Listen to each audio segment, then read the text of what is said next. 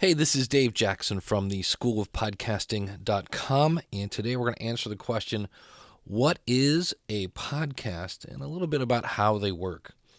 So first things first, what's a podcast? Well, it can be an MP3 file, it could be a video file, or if you want to get a little obscure, you can actually podcast a PDF, but let's face it, nobody's doing that. And it's delivered via what's called an RSS feed, and we'll get into that in just a second. But here's an easier way to think of this. I think we're all familiar with blogs, right? You go to a website and there's an article. And, well, what's the difference between a blog and a podcast? A podcast is basically a blog with some audio attached to it. Now, there's more to it, but at its simplest kind of view, a podcast is a blog with some audio, video, or PDF attached to it. So let's look at how it is delivered. We talked about RSS feeds. Well, let's start with something we understand. Let's start with radio. You have a DJ that sits there and talks and plays records, and when he changes the record, if you're tuned into it, you hear the change of record. And that DJ is broadcasting over what's called a frequency. Here in Ohio, one of the popular ones is 100.7, right? That's your frequency. And if you were to actually look at that frequency, well, it's a bunch of gobbledygook. Doesn't do us any good. So what do? Well, we go out and we purchase something to translate that gobbledygook into something that we can understand, which would be a radio. So maybe it's a General Electric, maybe it's RCA, maybe it's Sony, maybe it's Panasonic, but you buy a radio that translates that gobbledygook signal into things that we can enjoy, like music and talk radio and things of that nature. Now, let's look at podcasting. Well, here again, you've got your podcast host talking into a bunch of microphones, but instead of going out over a signal, and that signal, of course, is only as strong as it can be, it only reaches a certain territory. Now we're delivering via what's called RSS. And depending on who you talk to, real simple syndication. But what is it really? Well, much like your radio frequency, it's a bunch of gobbledygook. And for the record, you don't really need to know what's inside an RSS feed.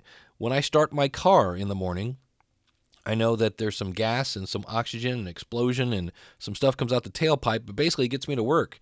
I don't have to understand how an engine works to drive my car. You don't have to understand the gobbledygook inside an RSS feed to be a podcaster, but basically it's a bunch of gobbledygook. Well, what do we do with radio? We get a radio to translate that signal. With an RSS feed, you get something like the Podcast app or iTunes or Stitcher or Beyond Pod, all sorts of different ways to take that gobbledygook and translate it into something that we can enjoy, which in this case are podcasts. And there are podcasts on every single subject under the sun. So what we do is we take that application, whatever it is, and we say, hey, listen to that RSS feed. That's called subscribing. So let's talk about subscriptions. Let's go back to the paper world, right? You used to go to a magazine stand. There were all sorts of magazines on all sorts of topics. And if you'd like the magazine, you would go down every week to the magazine stand and buy it. Well, same thing for newspapers when you think about it. And if you really like a magazine or newspaper, what do? You subscribe and you have it delivered automatically. Well, that is the same thing in podcasting.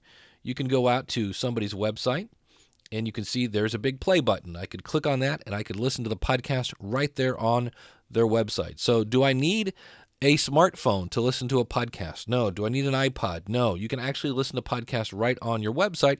It's just not as easy. But just like when you like a magazine in the paper world, you might subscribe to it. If you like this podcast, you might want it to come directly into your inbox, or in our case, in the podcasting world, subscribe in an app. And now when you fire up your app, you will see what happens. You fire it up, and now here I'm using the example of Apple's Podcasts app, but again, this could be Stitcher. There's all sorts of different types of software that will help you manage your podcast, just as there are a number of different types of radio. So I fire up the app and it goes out and says, hey, does Dave have any new episodes? And if so, they're automatically downloaded. And then it says, hey, how about this other show, and this other show, and this other show, and this other show, and this other show? And if anybody has a brand new episode, it will automatically be downloaded to my phone, to your computer. It's automatically delivered. You are subscribed, and it's free. So what do you need to start a podcast? Now, we're going to go super simple here. Number one, you need a microphone.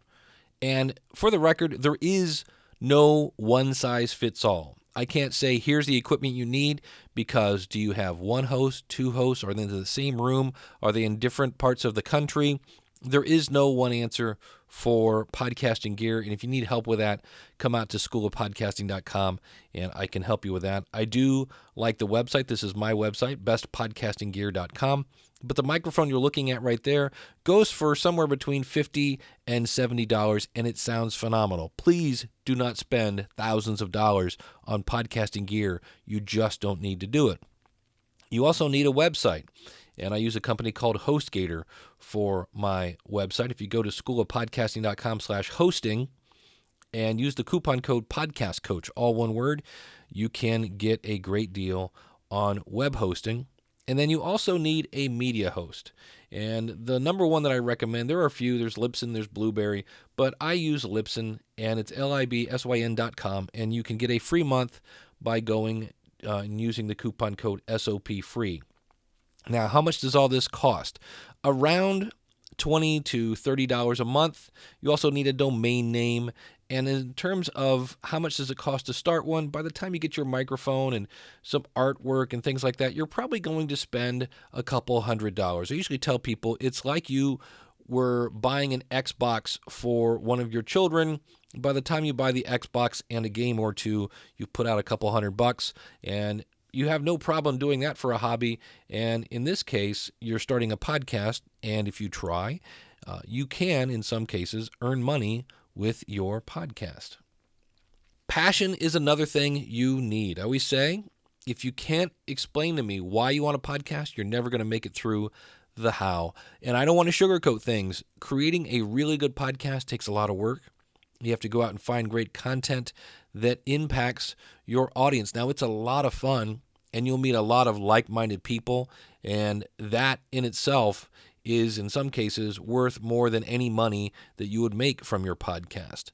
So I want to keep this video short, and I want to leave you with one of my favorite quotes, and that is, you don't have to be great to start, but you do have to start to be great. And I would love to help you start a podcast. And if you go out to theschoolofpodcasting.com, that is where you can actually sign up for my tutorials. Now, if you need more information, just go to schoolofpodcasting.com, and I have over 400 episodes on podcasting tips, insights, and strategies. But when you're ready to start, I help you flatten the learning curve, and you can do that at theschoolofpodcasting.com. Thanks, and take care.